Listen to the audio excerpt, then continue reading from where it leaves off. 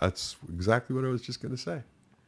There's some things that just plain and simply make sense. Totally. Right? Like you get to know when a human being is real. You don't have to agree with everything they do. You don't that's not important. If you see that their intentions are real, that they care, that they love, that they give out that energy, they're worth knowing. They are worth knowing. They're worth spending time, and they're worth calling him brother by choice. I have no problem calling that man brother by choice. And you, number one son, I don't have a problem with that one either. Yeah. Right? You're a good kid, and and I call you a kid, you're no kid.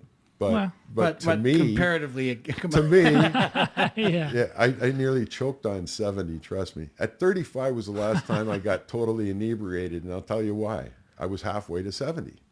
Now I'm 70, and I went, I'm not sure what all the fuss was about, but here I am. You know, at 35, it was looming. I was like, oh my God. And now I'm there. I'm like, oh, okay, it's not that bad. Having fun, and I'm enjoying life, and I spend a lot of time with a lot of wonderful people. And part of the biggest problem I think our society is having right now is people have forgotten that we were never intended to take on the problems of the world. Okay. Computers and news and all that shit that we are bombarded with, and I mean bombarded with. You can't watch a news without hearing all the gory details of every place in the world. Mm-hmm. We weren't meant to live like that. We were meant to live in our groups and together in our, sections. And if we had to defend, well, we did. And there was no worldwide communication like there is right now. People, if they get bombarded, they suck in all of that information. Our brains aren't built to handle that shit. They're just not. At some point, you got to cut it off, right? I don't own a phone. Really? I don't own a phone. I refuse. Trying to get a hold of you to do this podcast, I've discovered that. Is a pain in the ass. It is. Yeah, we're lucky that your wife is 15 years younger than you are. Exactly. She has a phone. Exactly. Well, she has a phone because she basically, everything she does is on that phone, right? Sure. I refuse. I don't want it. I don't want that connection. I much prefer to keep my space small. I talked to one of my best friends this morning, Billy Brailsford, a rough diamond. Hey, how are you doing? He lost his brother. He's living on his own now. Things aren't good. He just has sold his Harley, which shocked me.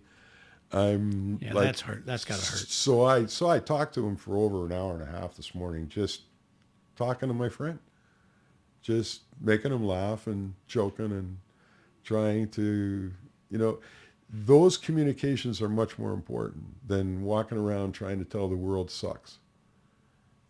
Yeah. Yeah, absolutely. I'm so tired of people pissed off at other people. I'm so tired of the people don't understand what nurses and doctors go through, or they would never say the shit that they say about that group of people and Sure. put them down or put walls in their way to get to work, or that's just junk. I mean, you're insane. Well, the way I see it too is that people they get brave behind the technology. When they're behind a phone, a computer, a gun, a car.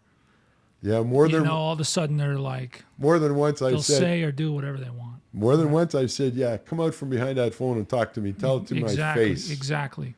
Yeah, and that's probably why I don't have one, because I like to converse with people one-on-one. Right. If I have a problem with you, I'll bring it to you. I'm not going to bring it to somebody else, and I'm not going to paste it all over Facebook so the world can see it. And who cares? Yeah.